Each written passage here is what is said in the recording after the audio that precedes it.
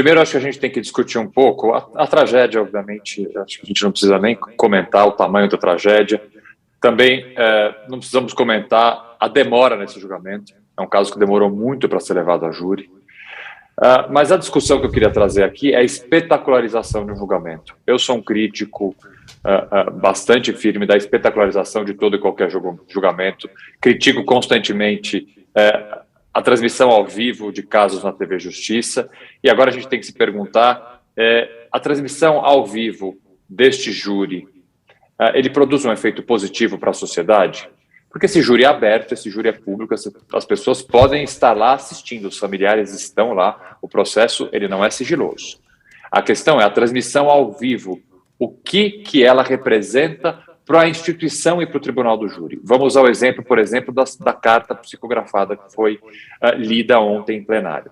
Eu não estou acompanhando esse julgamento por uma falta de tempo, gostaria de estar acompanhando, porque eu sou um apaixonado pelo Tribunal do Júri, comecei minha carreira no Tribunal do Júri, faço júri até hoje, mas o fato é que na manhã de hoje eu acordei, fui ler as notícias e vi uma série de pessoas nas redes sociais revoltadas, como assim, usando uma carta psicografada, apelando para esse tipo de coisa. Gente, isso é muito mais comum do que vocês podem imaginar.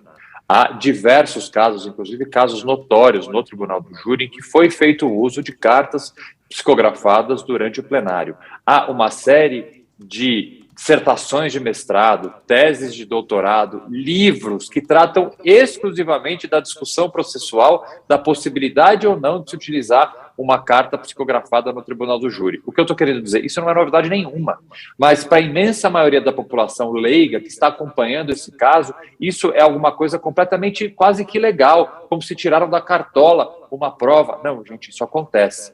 Se respondendo objetivamente a tua pergunta, Fabíola, se bom para julgamento A ou julgamento B se utilizar uma carta psicografada, isso vai depender, obviamente, do caso. Eu não estou acompanhando de perto esse julgamento, eu não posso te dizer se é um acerto ou um erro da acusação, da defesa, usar a prova A ou prova B. O que eu posso dizer é que isso é muito mais normal, não é corriqueiro, não acontece em todo o júri, mas já aconteceu em vários casos, inclusive de repercussão, e é uma discussão jurídica a pontos bastante sólidos para defender a possibilidade, a legalidade de se utilizar essa prova, como também há pontos bastante sólidos, inclusive em razão agora de uma alteração legal que mantém uma coisa que a gente chama de custódia da prova, a gente poderia utilizar no Tribunal do Júri uma carta psicografada. Mas volto a dizer, isso não é uma exceção, isso acontece, não vou dizer com frequência, mas já aconteceu em muitos casos.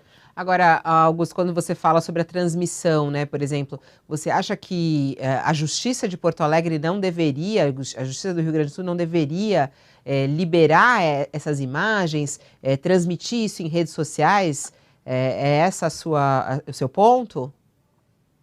Eu me questiono qual é o benefício, já que, volto a dizer, as pessoas, mas é importante que a população acompanhe. Sim, a população pode acompanhar pela imprensa. A imprensa está lá, as portas do Tribunal do Júri estão abertas, os familiares podem e devem acompanhar, obviamente, aqueles que queiram. A imprensa pode fazer a cobertura a mais ampla possível. O meu único questionamento é o mesmo que eu faço da transmissão ao vivo dos julgamentos da TV Justiça. Esse espetáculo, o júri tem um pouco de espetáculo, ele de alguma forma positivo para o sistema de justiça? É uma dúvida que eu sempre pontuo, e eu vejo nesse caso, porque vamos ver qual é o resultado para a sociedade disso. Tem muita gente agora discutindo, por exemplo, o Tribunal do Júri, pessoas que, a bem da verdade, mal sabem o que é o Tribunal do Júri, tendo opiniões muito firmes, o júri tem que acabar, que absurdo o promotor falar isso, que absurdo a defesa falar isso, como se fosse uma grande novidade. Não é. Eu vi, por exemplo, pessoas comentando como assim defesa e acusação podem ficar brigando, podem ficar falando as coisas que falam. Gente, eu faço júri, a coisa mais normal do mundo é bater boca no júri, faz parte da dialética, faz parte do sistema, inclusive do Tribunal Popular do Júri, já que quem vai julgar são 7 jurados, 7 pessoas do povo, esse tipo de dinâmica de discussão entre defesa e acusação. Minha preocupação é que a transmissão ao vivo gere uma discussão sem conhecimento técnico do Instituto e de algo tão importante quanto é o Tribunal Popular do Júri. Olha só, tá aí a opinião do Botelho, interessante.